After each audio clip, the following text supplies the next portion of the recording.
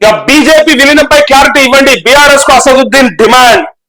బీజేపీలో మరి బీఆర్ఎస్ విలీనం అవుతుందట కదా అనే వార్తలకు ఈయన ఊతమిస్తా ఉన్నాడు. ఇక నెక్స్ట్ ఎంపీ అసదుద్దీన్ ఓవైసీ ఏమంటున్నాడు, మరి ఏమైనా క్లారిటీ ఏది బీజేపీలో విలీనం అవుతుందా అని చెప్పి.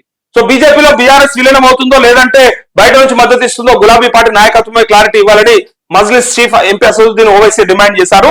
తెలంగాణ వచ్చింది, అభివృద్ధి చెందింది, ఇంకా చాలా సమస్యలు ఉన్నాయి. కానీ ప్రశ్న ఏంటంటే బీఆర్ఎస్ బీజేపీలో విలీనం అవుతుందా లేదంటే బయట నుంచి మద్దతు ఇస్తుందా అనేది నాకు తెలియదు. కానీ కొన్ని ప్రముఖ పత్రికలు వార్తా కథనాలు ప్రచురించాయి. రాజకీయాల్లో ఏదైనా సాధ్యమేనన్న మాజీ ఎంపీ వినోద్ కామెంట్స్ కూడా ఉన్నాయని చెప్పి అసదుద్దీన్ కోట్ చేసినట్టుగా చెప్తా ఉన్నారు. మొత్తానికి అసదుద్దీన్ కూడా డౌట్ వచ్చేసింది, బీఆర్ఎస్ బీజేపీలో విలీనం జరగబోతుందని క్లారిటీ అందరికీ ఉంది.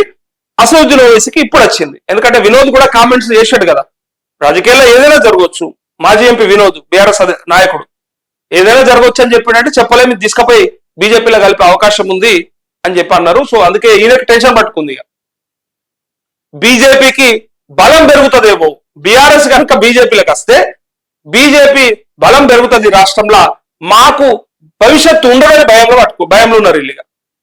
ఎంఐఎం వల్ల భయం ఏంటిదంటే బీజేపీ ఇప్పటికే చాలా స్ట్రెంథర్ అయ్యింది, ఇప్పటికే చాలా బలంగా ఉంది ఈ రాష్ట్రంలో. 8 మంది ఎమ్మెల్యేలు, 8 మంది ఎంపీలు, ఒక రాజ్యసభ సభ్యుడు, ఇంత బలం చూస్తుంటేనే వీళ్ళకు భయం అవుతుంటే నాకు ఒక డౌట్, బీజేపీ కనుక తెలంగాణ రాష్ట్రంలో అధికారంలోకి వస్తే వీళ్ళు ఉంటారా? అసలు ఉంచుతారా? వీళ్ళని ఉంచాలనే కోరుకుంటున్నాం, ఉంచొద్దని నేనేం కోరుకోవట్లేదు.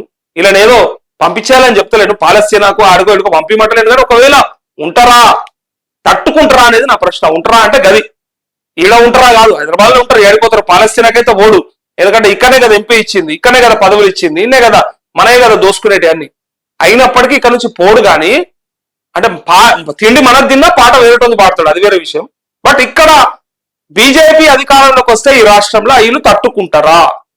బీఆర్ఎస్ కనుక బీజేపీలో విలీనం అయితే బలం పెరిగి రేపు పొద్దున అధికారంలోకి వస్తే కాంగ్రెస్ వైఫల్యం చెందితే 2028లో బీజేపీ అధికారంలోకి వస్తే ఎంఐఎం ఇక్కడ ఉంటుందా, ఉండి బట్ట కడతదా అనేది నా ప్రశ్న.